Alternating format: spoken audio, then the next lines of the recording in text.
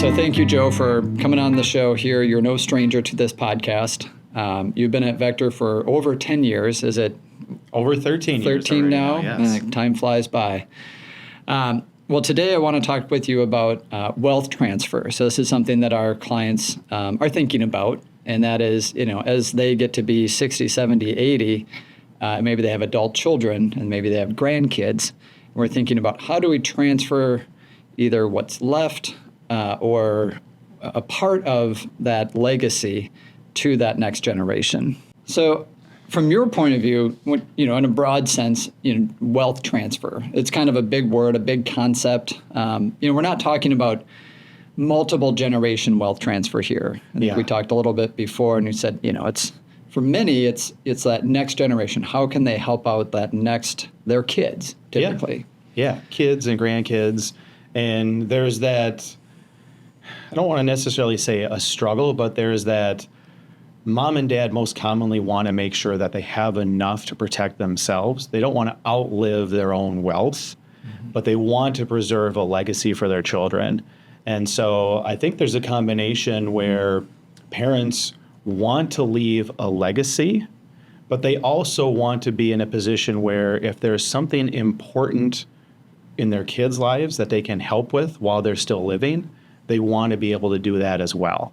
And both ways are appropriate. It can be one or the other, or maybe it's a mix of the both.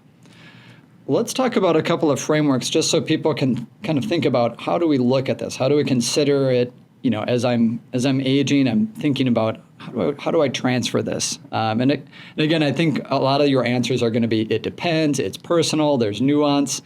But broadly speaking, let's look at kind of framework number one, which would be, sort of a lifetime gift, gifts over the children's lifetime or your lifetime, kind of versus or compared to an inheritance, a single inheritance.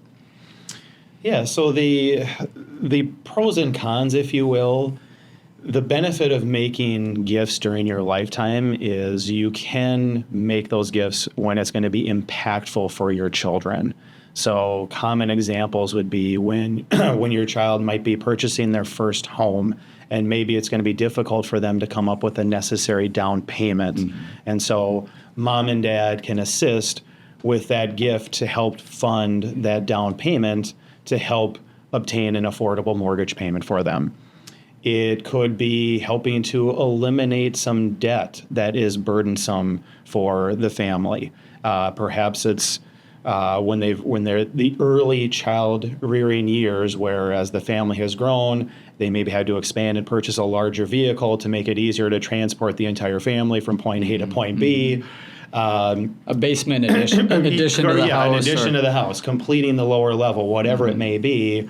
It might be impactful if mom and dad can assist with either the elimination or paying down of some debt, or just accomplishing whatever that purchase is that they need. And you spoke to this a little bit at the start of some clients would want to kind of hold on to their wealth to make sure that they're all right, that they kind of can meet their obligations up until their celestial discharge, as we say.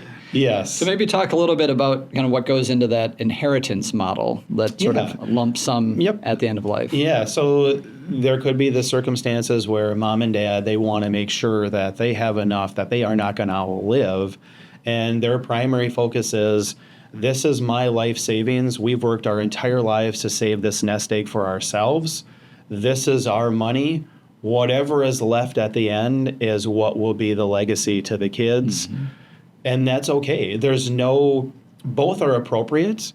You just have to decide what is going to be your path. And again, it could be a mixture of the two. Maybe it's a combination of some of those lifetime gifts, but maybe it is, nope, I need to make sure that we're protected first, and ideally there will be a legacy left for you thereafter. Mm-hmm. Now, we've talked a lot about the sort of the cascade or giving to your children.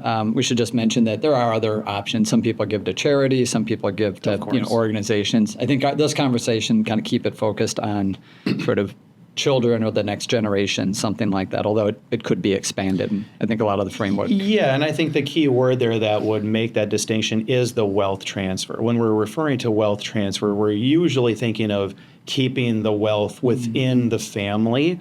But you are absolutely correct. Many of the households that we work with are charitably inclined, and those are very appropriate uses of their wealth to meet their charitable inclinations. And so again, it's just kind of weighing, what are my charitable intentions? What are my intentions for wanting to make that intra-family wealth transfer? Right. Let's get on to another framework, which would be the equal versus equitable distribution. So equal would be, just broadly speaking, each kid gets, 50%, 50%, or a third. Versus equity. It sounds like probably more people lean towards equal. I think that's a fair statement. Obviously, there's circumstances where it may differ, but yes, I mean the prototypical American family, 2 to 3 children, mom and dad want to leave an equal split. So if there's 2 children, each child's going to get half of the wealth transfer from mom and dad. If they've got 3, each of them are going to get a third. Where there might be some differentiation from that is, and this is around the equitable wealth transfer, if there's one sibling that is just financially far better off than the other, that's where there is some credence to, okay, son or daughter, 1 is very well off, son or daughter 2 isn't as well off. It would be much more meaningful and impactful to help them out, to give them slightly more than our first child. And so we've seen both instances, but the common denominator is the equal transfer of wealth. Yeah, and it seems like most families would want it to be more equal. I am thinking maybe sort of half jokingly, like there's a black sheep in the family, and for some reason you've sort of disowned that child. But I suspect that's such an edge case, and you don't see it much. Yeah, much more the exception than the general rule. And so, but that's a good thing. But yeah, there are circumstances out there. Yeah. Let's see. Let's get into kind of communicating this with those heirs. At what point should clients, or not should, but do clients start communicating with their heirs about this? Yeah, so that's a great question. And this is one that I think a lot of families do struggle with. And everyone has their own prerogative.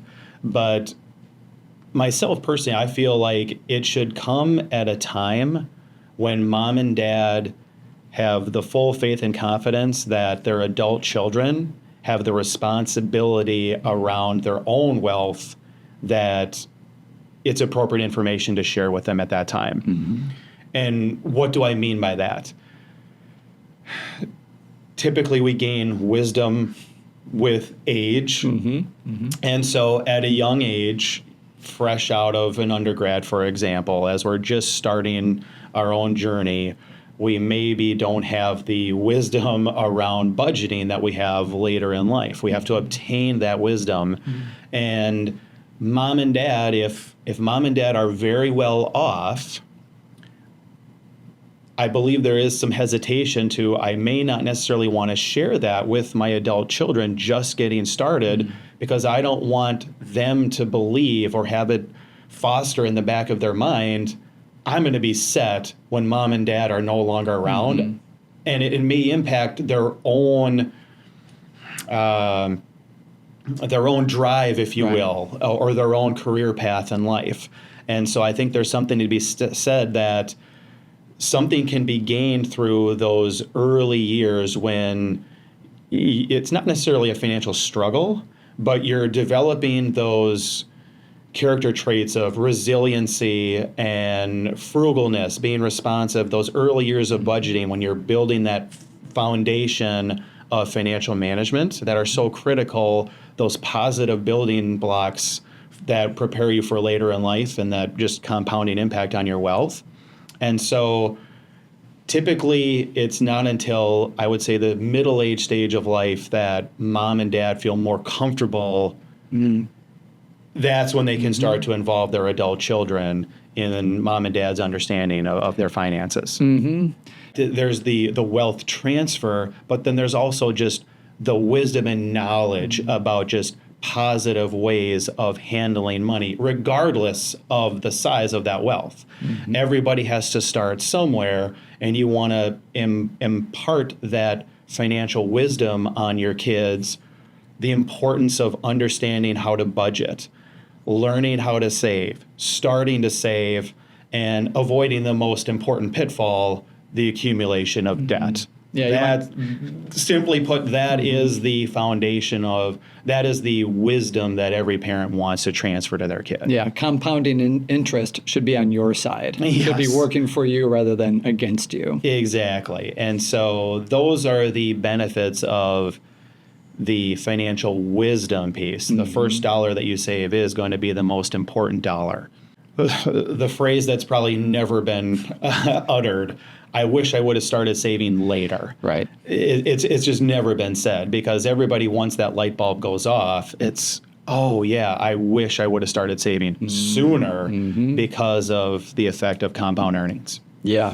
And so when we think of wealth transfer, it is important to make updates to potential beneficiary designations, who's set to receive that wealth. It's very important to review anytime there's changes, and that could be through, somebody's getting married, somebody's getting divorced, or maybe there's changes in your children's health or their own circumstances.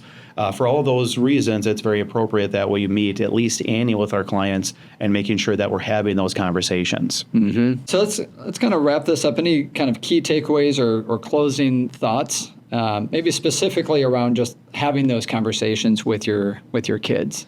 Yeah, I think, ultimately, I think there's no wrong way of approaching wealth transfer.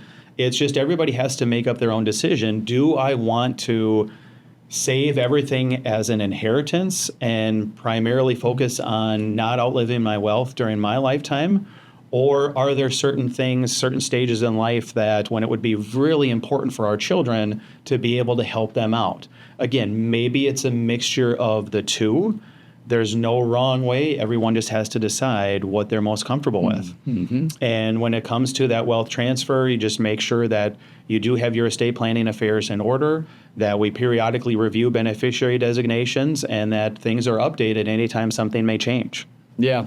So I think next step for anyone who has questions about this would be to reach out to you or reach out to Vector, and any of our advisors can kind of help think through this material, right? Absolutely. Well said. Well, Joe, this has been a real pleasure to have you here and to kind of talk through and think through these different frameworks and what's involved on wealth transfer. Appreciate it. Well, likewise, Ezra. It was a pleasure, and thank you so much.